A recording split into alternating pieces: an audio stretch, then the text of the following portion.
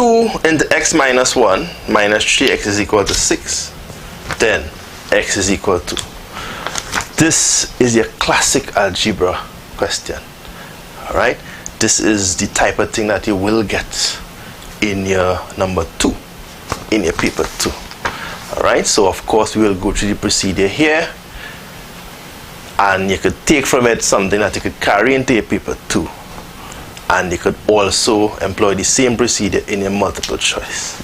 So let me start. We have 2 into x minus 1 minus 3x being equal to 6.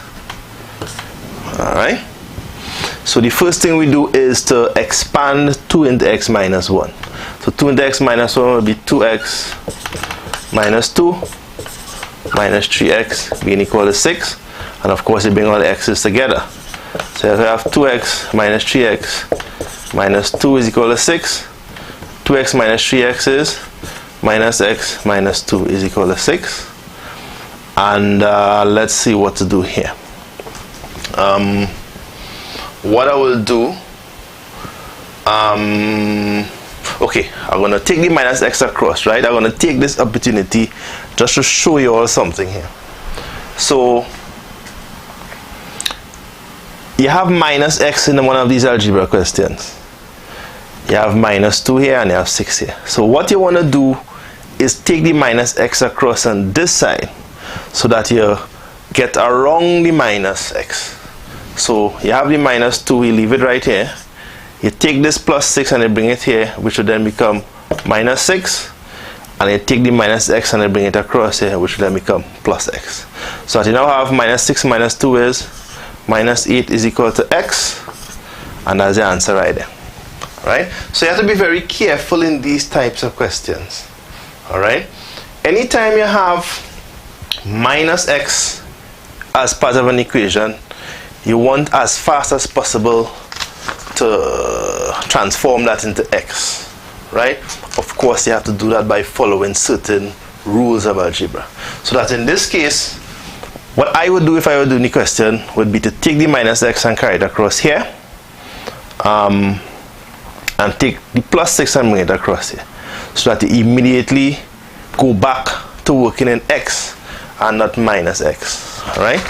Anytime you have the opportunity to circumvent the minus x, that's a nice word. You could use that in English too. Right? You see again English here too. Boom.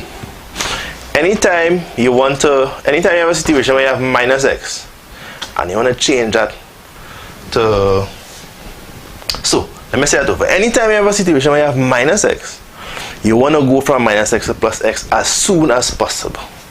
Right? It is much easier to deal with the minus x, with the plus x, sorry, than deal with the minus x.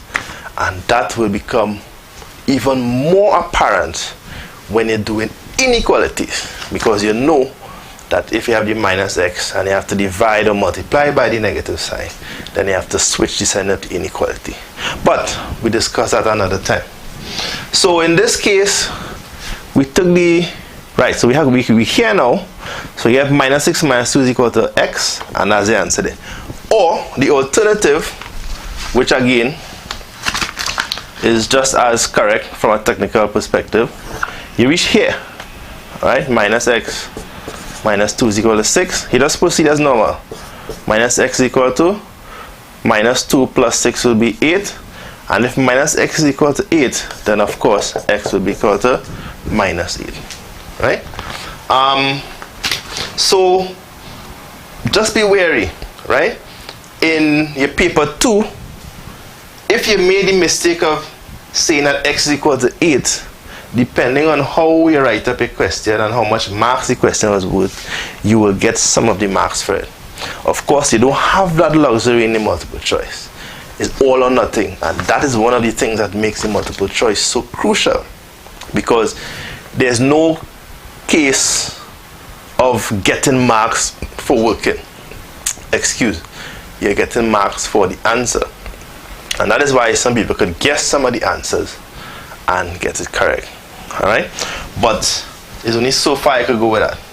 So this is a little discussion here. We would have discussed it a little bit so that you could get something to go with for your paper 2 and your paper 1, so that the answer for this question would be answer A, minus 8.